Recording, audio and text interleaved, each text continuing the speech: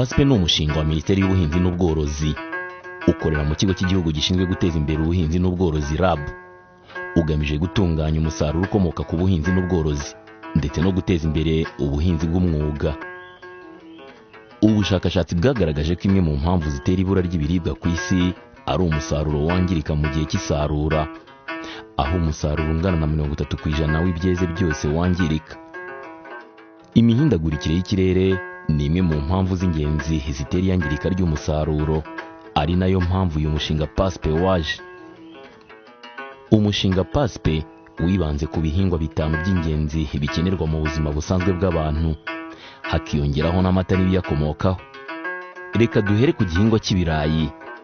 Ibirayi ni igihingwa gikunze guhingwa mu gace k'imisozi miremire y'ibirunga ndetse no ku isunzu rya Congo Nil. Utu duce twombi ni uduce dufite ubutaka bufite uburumbuke buri hejuru, ku buryo n'umusaruro uhaboneka uba ari mwinshi. Uwavuga ko ari ikigega cy'igihugu kuri iki gihingwa cy'ibirayi ntiyaba abeshya. Aha twatanga urugero.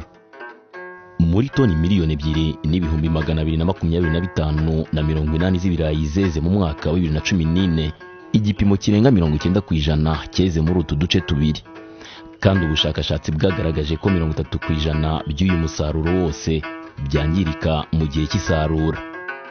Imbogamizi zo zirahari ngubu urabona ni kubw'imvura idafite amahema, umusaruro wagupfira ubusa.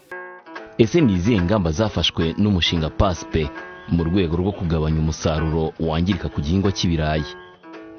Iyi ni inzu y'ikusanyirizo ry'ibirayi, PCC Potato Collection Center, ifite ubushobozi bwo kwakira toni 500 z'ibirayi.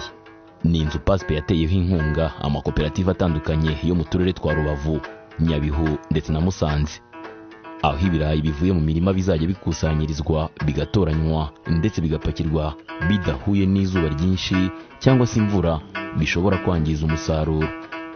Kubera ko nagiraga ubute bwo guhinga ibirayi byinshi kubura bihunika, ariko PASP kuba yanyubakira kino kigega, ubu mu kwezi kwa kabiri buriya nzasarura nka toni zidaciye munsi ya 80, noneho indi season naho mu kwezi kwa karindwi nzageza nko mu toni 150.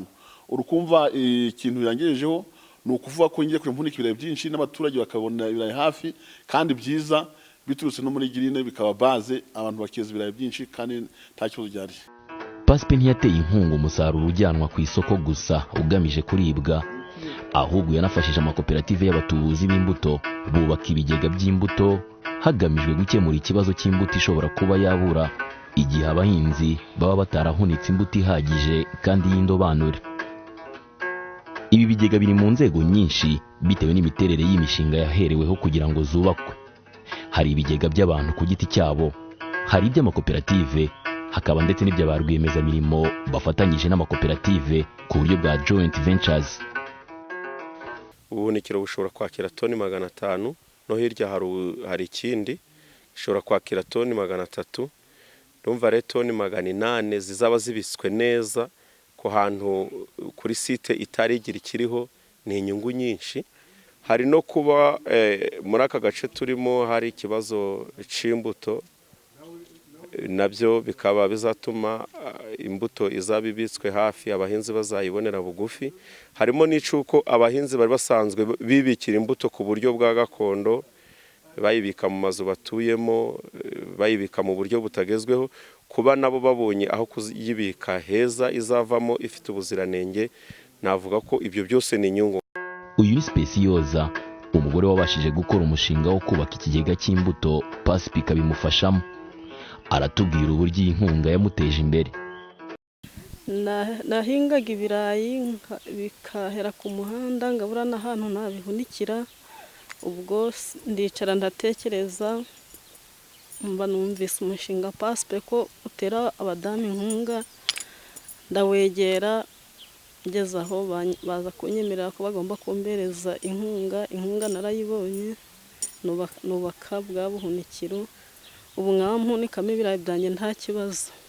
Ubu maze kungezaho ibintu byinshi n'abaturanyi nabo ngira icyo mbafashaho.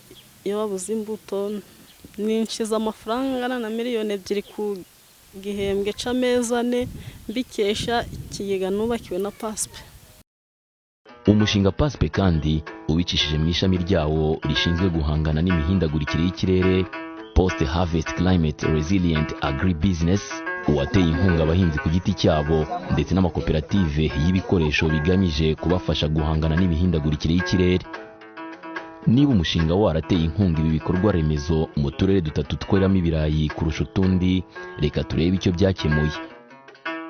Niba umusaruro w'ibirayi biribwa ubarirwa mu matoni arenga miliyoni 2 n'ibiro 400 ku mwaka, izi toni zose zikaba zarasarurirwaga hanze, imvura yagwa ikangiza ibingana na 30% byabyo, ubwo umushinga wabashije kurokora umusaruro ugera kuri toni 720 bishobora gutunga imiryango igize umujyi wa Kigali mu gihe cy'iminsi 3 byibuze. Ibi byose bigamije gukemura ikibazo cy'ibirayi n'imbuto yabyo. Iki kikaba ari igisubizo kirambye ku gihingwa cy'ibirayi gitunze abatari bake muri iki gihugu.